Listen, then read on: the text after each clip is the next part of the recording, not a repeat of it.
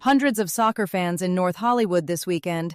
Now we'll see if any of that energy makes it into BMO Stadium on Friday.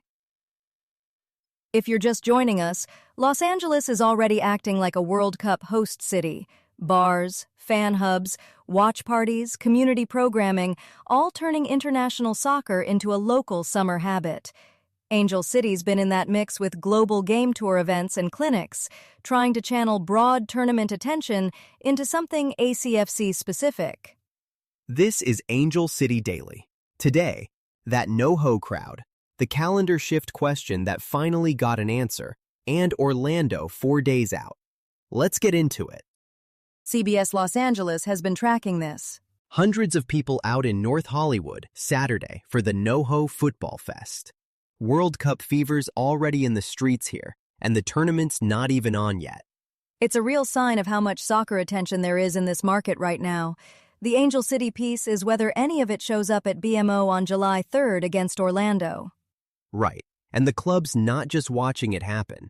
They ran their own WeHo Fan Fest as part of this push to turn temporary FIFA buzz into actual ACFC supporters, per CBS LA. Programming's the easy part. Converting a guy who painted his face in NoHo into a season ticket holder 4 days from now?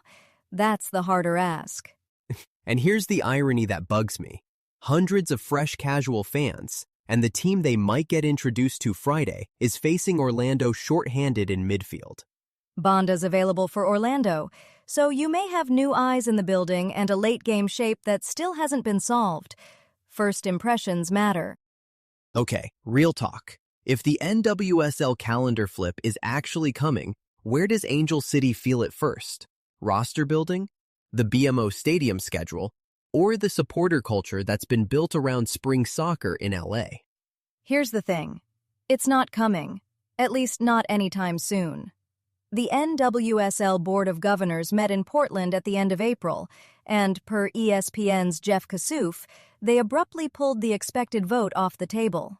The league then formally committed to staying spring to fall for 2028, 2029, and 2030. A spokesperson called it a deliberate decision to keep the existing competition calendar. And this wasn't some snap call.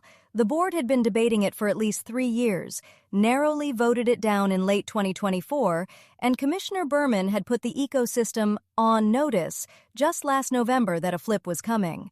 So reversing course right before a vote is a big deal. For Angel City, the 2026 schedule is already locked in. 30 matches, spring to fall, with the home opener at BMO on March 15th against Chicago Stars FC. That whole setup stays intact. So the vote got shelved through the end of the decade instead of getting kicked a few months down the road. Is the calendar debate actually dead, or is this more of a pause? Call it a pause with a hard floor. The league said through at least 2030, so 2031 and beyond are still deliberately open. MLS is still making its own fall to spring flip in 2027, and that keeps the alignment pressure alive. For Angel City supporters, your spring matchday culture is safe, the BMO rhythm stays familiar, and the roster windows you're used to aren't getting disrupted this decade. But watch how the MLS transition plays out in LA, because the calendar next door is probably what eventually puts real pressure back on the NWSL. If Angel City Daily is part of your routine, take a second to subscribe and leave a review wherever you're listening. It really helps other fans find the show, and it helps us keep bringing you the latest.